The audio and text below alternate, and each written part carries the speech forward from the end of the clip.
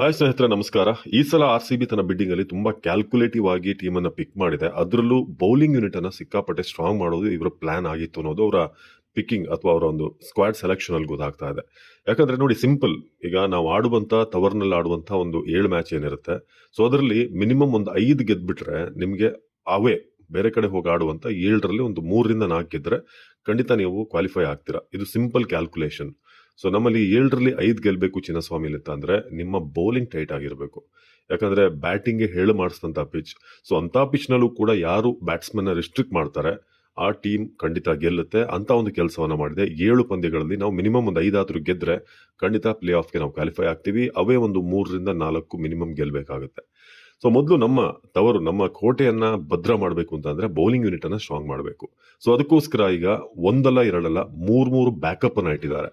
For example, ಹೇಸಲ್ವುಡ್ಗೆ backup ಆಗಿ ನಾವೀಗಾಗಲೇ ನೋಡಿದ ಹಾಗೆ ಎಂಗಿಡಿ ಹಾಗೆ ತುಷಾರ ಅವ್ರನ್ನ ಇಟ್ಟಿದ್ದಾರೆ. ಸೊ ಬನ್ನಿ, ಈಗ ನುವಾನ್ ತುಷಾರ ಯಾರು ಏನು ಅನ್ನೋದ್ರ ಬಗ್ಗೆ ವಿವರವಾಗಿ ತಿಳಿಸ್ತಾ ಹೋಗ್ತೀವಿ ನಿಮ್ಗೆ. ಸೊ ಅವರ ಒಂದು ಕೆರಿಯರ್ ಬಗ್ಗೆ ನೋಡ್ತಾ ಹೋಗೋದಾದ್ರೆ 1994ರಲ್ಲಿ ಹುಟ್ಟಿರೋದು, 30 ವರ್ಷ ವಯಸ್ಸು ಅವ್ರಿಗೀಗ. ಸೊ ಅವ್ರನ್ನ ಶ್ರೀಲಂಕಾದಲ್ಲಿ ಪೊಡಿ ಮಲಿಂಗ ಅಂತ ಕರೀತಾರೆ. ಮಲಿಂಗ ಅವರಿಂದ ಇನ್ಸ್ಪೈರ್ ಆಗಿ ಅದೇ ಆಕ್ಷನ್ ನಲ್ಲಿ ಬೌಲ್ ಮಾಡುವಂತ ಅನೇಕ ಬೌಲರ್ಗಳಿದ್ದಾರೆ. ಸೊ ಅದರಲ್ಲಿ ರೀಸೆಂಟ್ ಅಡಿಷನ್ ಅಂದ್ರೆ ಇತ್ತೀಚೆಗೆ ತುಂಬಾ ಹೆಸರು ಮಾಡ್ತಿರೋರು ಅಂತಂದ್ರೆ ನುವಾನ್ ತುಷಾರ. ಮತೀಶಾ ಪತಿರಾಣ ನಿಮ್ಗೆಲ್ಲ ಗೊತ್ತಿರುವಂತ ಮತ್ತೊಂದು ಹೆಸರು. ಚೆನ್ನಾಗಿ ಈಗ ಕೋಟಿಗಟ್ಲೆಗೆ ರಿಟೈನ್ ಆಗಿದ್ದಾರೆ ಅವರು.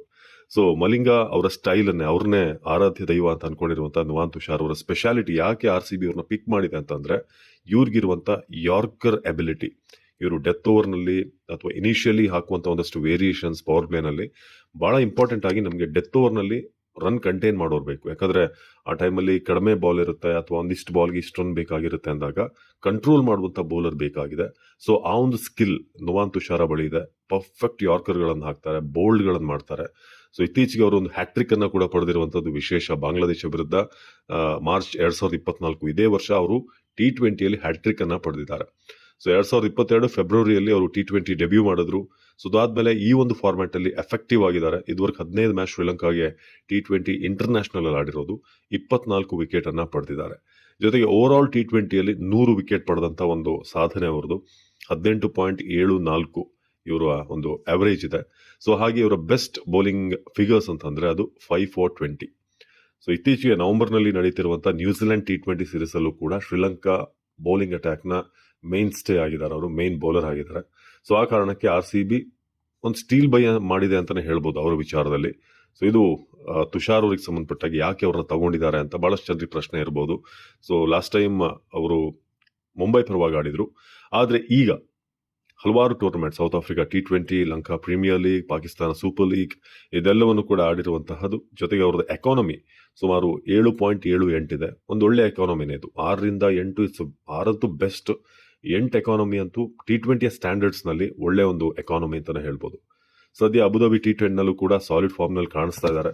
ಸೊ ನುವಾನ್ ತುಷಾರ ಈ ಬಾರಿ ನಮಗೆ ಬಂದಿರುವಂತಹ ವ್ಯಾಲ್ಯೂ ಅಡಿಷನ್.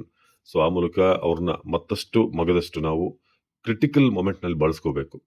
ಬೇಕಾದ್ರೆ ಅವ್ರನ್ನ ಇಂಪ್ಯಾಕ್ಟ್ ಪ್ಲೇಯರ್ ರೀತಿ ತಂದು ಯಾರಾದ್ರೂ 3 ಜನ ಫಾರಿನರ್ ಪ್ಲೇಯರ್ಸ್ ಆಡಿಸಿದ್ರೆ ಸೊ ಅವ್ರ ಇಂಪ್ಯಾಕ್ಟ್ ಆಗಿ ಕೂಡ ತಂದು ಆಡಿಸ್ಬೋದು.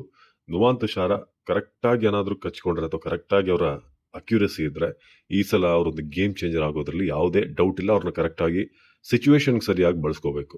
ಸೊ ಅದನ್ನ RCB ಮಾಡುತ್ತಾ, ಇದು ಇರುವಂತಹ ಪ್ರಶ್ನೆ. ಸೊ ನಿಮ್ಗೆ ತುಷಾರ ಬಗ್ಗೆ ಏನ್ ನಿರೀಕ್ಷೆ ಇದೆ ದಯವಿಟ್ಟು ಕಮೆಂಟ್ ಮಾಡಿ. ನಮಸ್ಕಾರ.